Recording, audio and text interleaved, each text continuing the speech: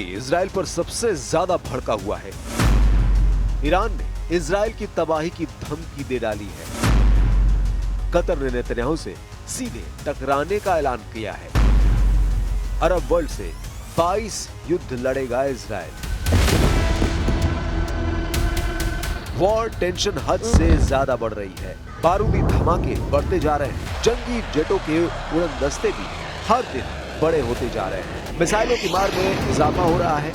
Israel के दुश्मनों की गोलबंदी भी तेज हो गई है, जिसकी वजह से पीएम नेतन्याहू का क्रोध लिमिट क्रॉस करता जा रहा है। हमास को गाजा में बारूदी डोज दे रहे इजराइल ने एक हफ्ते के भीतर कई फ्रंट पर भारी तबाही मचाई है। 6 देशों में इजराइल ने घुसकर दुश्मनों का सफाया किया है। 9 सितंबर को इजराइल ने कतर की राजधानी दोहा पर जंगी जेट से मिसाइलों की बौछार कर हमास लीडर खलील अल हय्या के बेटे का सफाया किया। अगले दिन यमन के सना में हूती सैन्य मुख्यालय को इजराइल ने बारूद बरसाकर जला डाला। इसके बाद इजराइल एयरफोर्स ने लेबनान के बीका में हिजबुल्लाह लड़ाकों के मिलिट्री बेस को बारूदी धमाके में उड़ाया।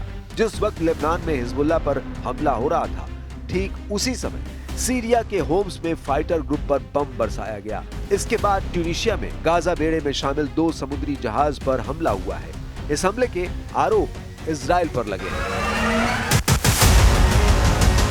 मतलब हर गुजरते दिन इजराइल नए दुश्मन को निशाना बना रहा है। नेतन्याहू का ये रुख प्रेसिडेंट ट्रंप को भी खौफजदा कर रहा है। ट्रंप ने रूस यूक्रेन युद्ध से ज्यादा ताकत अब खाड़ी युद्ध में झोंक दी है। व्हाइट हाउस से नेतन्याहू के लिए ट्रंप का एक सीक्रेट मैसेज भी भेजा गया है।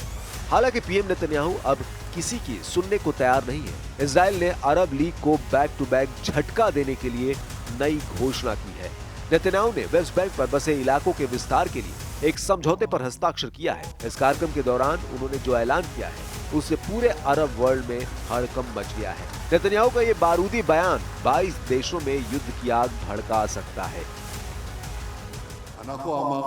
לא תקום מדינה פלסטינית, ואכן לא תקום מדינה פלסטינית.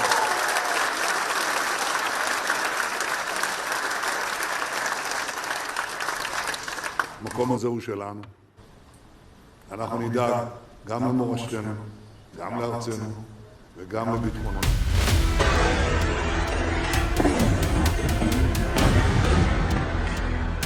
नेतन्याहू ने वेस्ट बैंक पर इजराइल के टोटल कब्जे की मुहर लगा दी है, जिससे फिलिस्तीन का फ्यूचर डार्क दिखने लगा है। हालांकि फिलिस्तीन के लिए इजराइल से भिड़ने के सिग्नल 22 देशों ने दिए। इजराइल को अब कैसे दुश्मनों से युद्ध लड़ना होगा, इसे जाने उससे पहले जानिए आखिर ट्रंप क्यों बैकफुट पर है। व्हाइट हाउस ने नेतन्याहू पर नाराजगी जाहिर की है। अमेरिका के समर्थन से संयुक्त राष्ट्र सुरक्षा परिषद में भी कतर हमले की निंदा की गई है। Violence brings violence. Impunity breeds war. Silence in the international community and of this very Security Council fuels chaos. And yet, this very council remains constrained, unable even to name the aggressor, to qualify aggression as a violation of international law.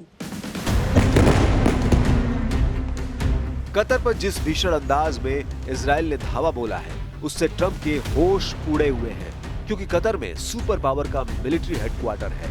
जिस देश में America के 8,000 से ज्यादा सैनिक हैं, वहां हमला होने से ट्रंप का दिमाग गर्म हो गया है। हालांकि उन्हें गुस्से का घूंट निकलना पड़ा है, क्योंकि नेतन्याहू ने कतर पर हमले को अमेरिका की ही रणनीति करार दे दिया है। नेतन्याहू ने 9/11 की याद दिलाते हुए ट्रंप को मैसेज दिया है कि जैसे अमेरिका ने 11 सितंबर के आतंकी हमले के बाद यूएनएससी में प्रस्ताव पारित कर आतंकियों को दूसरे देश में घुसकर मारा, वैसे ही इजराइल हमास कमांडरों को मार रहा है। नेतन्याहू यही नहीं रुकने वाले। उन्होंने ये धमकी भी दी है कि जितने भी देश हमास को समर्थन दे रहे हैं या हमास लीडर को बचा रहे हैं, उन सबको बारी बारी से इजराइल दहलाएगा। उधर मुसलमान देशों ने भी कतर को भड़काना शुरू कर दिया है।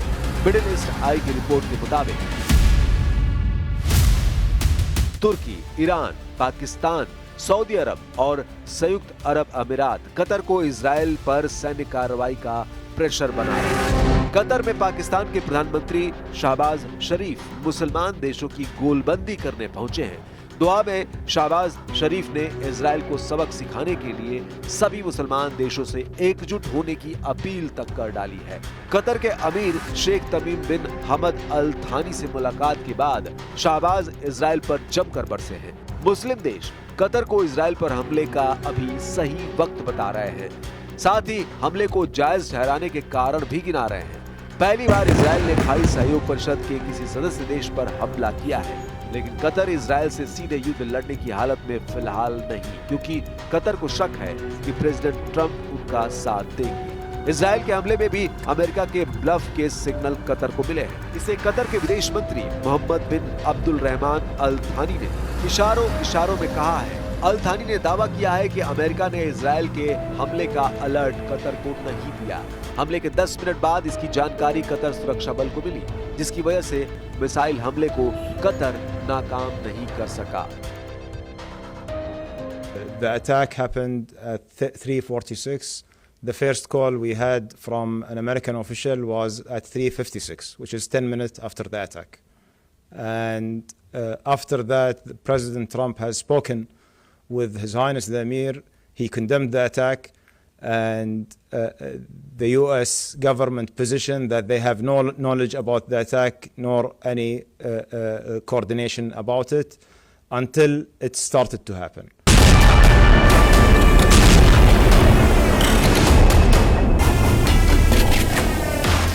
कतर को अमेरिका पर डाउट ही डाउट है।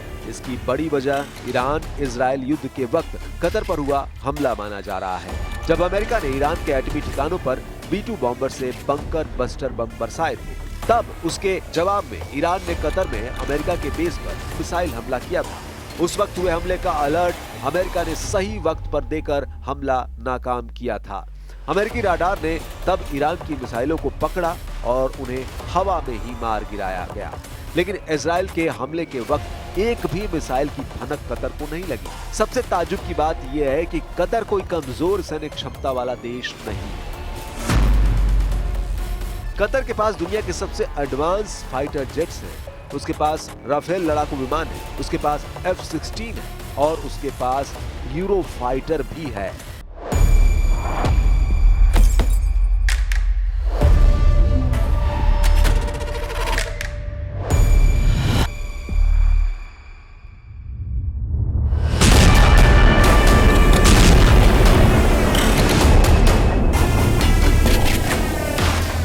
लेकिन इजराइल ने इतना फुल प्रूफ अटैक प्लान बनाया कि कतर के साथ के जंगी लड़ाके बेकार साबित हुए। इजराइल ने F-15, F-16 और F-35I स्टील्थ लड़ाकू विमानों से दोहा को टहलाया। इजराइल ने कतर पर हमले को समिट ऑफ फायर नाम दिया, जिसमें 15 जंगी जेट से मिसाइलों की बौछार कर हमास पर हमला किया गया। कतर हमले के बाद हमास ने भी इजराइल से बदला लेने का ऐलान किया है।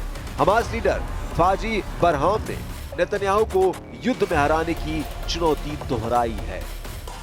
يجدد تأكيدنا على أن هذه الجريمة النكراء وغيرها من الجرائم الصهيونية لن تفلح في تغيير مواقفنا الراسخة ومطالبنا الواضحة في وقف العدوان على شعبنا والانسحاب الكامل جيش الاحتلال من قطاع غزة وتبادل أسرى حقيقي وإغاثة شعبنا وإعادة الإعمار।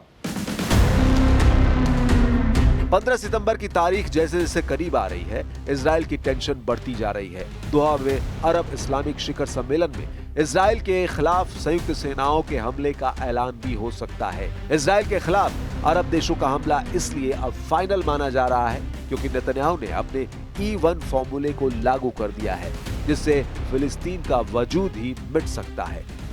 नेतन्याहू ने E-1 सेटलमेंट एक्सपेंशन प्लान पर साइन कर दिए हैं। E-1 एरिया यरूशलेम और मार्डेन के बीच में लगभग 12 वर्ग किलोमीटर का रणनीतिक इलाका है। E-1 फॉर्मूले के तहत इसी 12 वर्ग किलोमीटर में इजराइल बस्ती बसाना चाहता है। इजराइल इस इलाके में 3,400 घर बनाने पर जोर शोर से आगे बढ़ रहा है। इजराइल एक एक इंच जमीन के लिए किसी से भी टकराने के लिए तैयार है। नेतन्याहू से पहले ट्रंप ने गाजा पर टोटल कंट्रोल का प्लान बनाया था।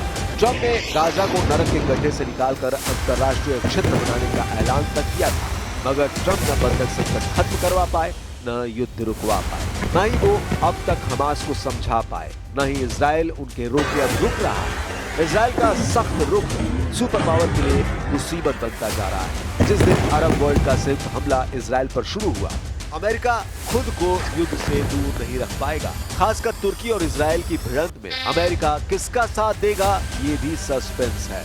तुर्की नेटो का पावरफुल सदस्य है, वहीं इजराइल अमेरिका का सबसे बड़ा सहयोगी है, और अगर दोनों देश टकराते हैं तो नेटो की शर्तों की मजबूरी में अमेरिका को तुर्की का साथ देना होगा।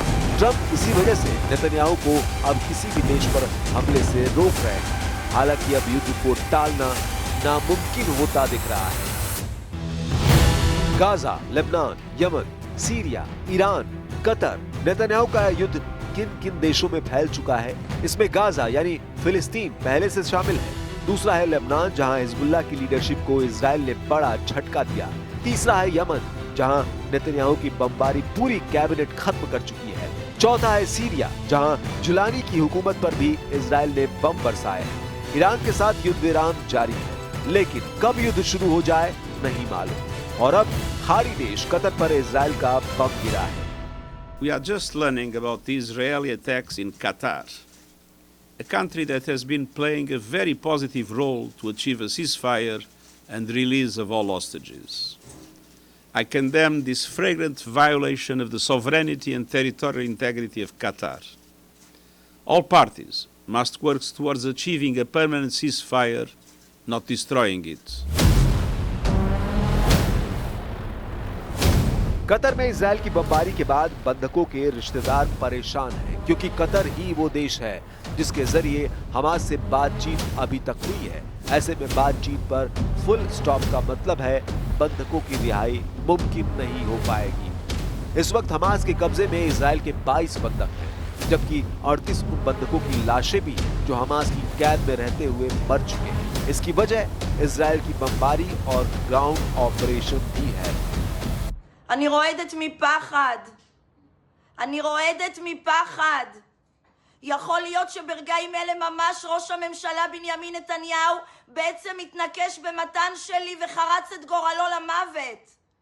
מי שמחליט לסכן את החיים של הילד שלי בכוונה רוצח אותו. למה ראש הממשלה מתעקש לפוצץ כל סיכוי קטן לעסקה? למה?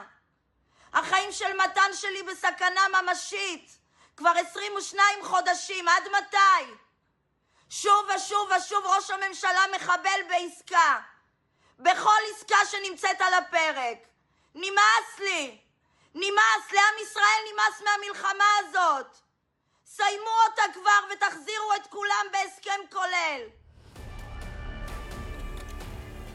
बड़ा सवाल यह भी कि 15 सितंबर को क्या फैसला होगा। अरब लीग ने युद्ध शुरू किया तो इजराइल कितने दिन अकेले लड़ पाएगा? अमेरिका ने अगर युद्ध में एंट्री ली तो क्या एटमी धमाके शुरू होंगे? सुपर पावर इजराइल को बचाने के लिए किसी भी हद तक जा सकता है। ये हद परमाणु युद्ध भी हो सकता है।